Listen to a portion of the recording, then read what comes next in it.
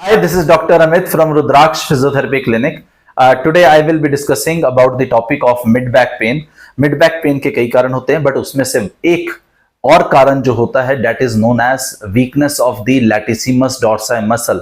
हम लोग जो भी एक्टिविटीज डेली लिविंग की करते हैं, कई बार हम इस तरह की एक्टिविटीज में एंगेज्ड ज्यादा रहते हैं जिसमें हमारी लैट्स की मसल, लैटिसिमस डॉर्साई की मसल बिल्कुल भी काम नहीं करती है और उसकी वजह से वो हमेशा के लिए वीक रह जाती है, जिसकी वजह से हमारे अपर बैक पेन का जो मसल का और जॉइंट का मैकेनिक्स है वो काफी ज्यादा ऑल्टर हो जाता है। तो उस मैकेनिक्स की ऑल्टरेशन की वजह से, you can say biomechanics alter हो जाता है, उसकी वजह से पेन, फेसेट जॉइंट्स में स्टिफनेस, मसल की जो रेस्टिंग लेंथ है वो रेस्टिंग लेंथ अचीव नहीं करती है। मसल या तो कुछ मसल्स टाइट रहने लग जाती हैं, कुछ मसल्स वीक रहने लग जाती हैं।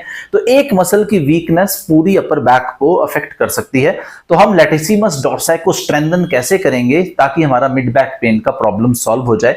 तो बेसिकली मैं आपके सामने 2 एक्सरसाइजेज या 3 एक्सरसाइज बताने वाला हूं जिसमें हम लैटिसिमस डॉर्साई को स्ट्रेंथन करेंगे, जिससे हमारा बैक पेन का, मिड बैक पेन का जो यहां पे पेन रहता है वो प्रॉब्लम हमारा सॉल्व हो सकता है। तो हमने क्या करना है, जैसे स्विमिंग जो है उसमें लैटिसिमस डॉर्साई की मसल काम करती है काफी ज्यादा, तो हम ये रोइंग एक्शन करेंगे। If you are not a swimmer तो डेफिनेटली आपकी लैट्स जो है वो वीक हैं।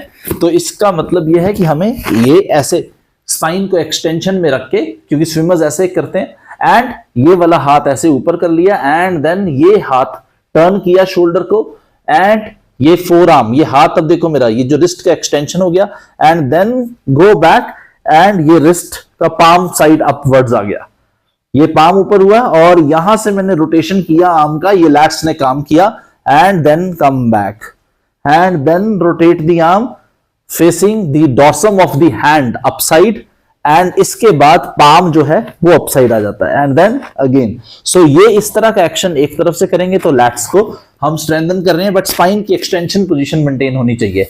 तो ये एक एक्सरसाइज है लैटिसिमस डॉर्साई की जो हम कर सकते हैं।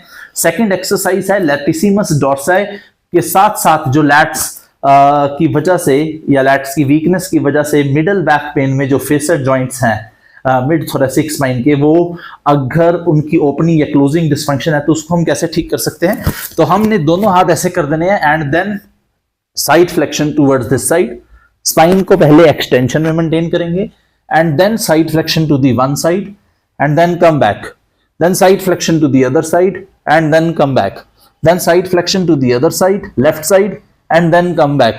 इसी तरह से राइट एंड लेफ्ट साइड पे स्पाइन को एक्सटेंशन में मेंटेन करके हम स्पाइन की साइड फ्लेक्शन ऐड करेंगे।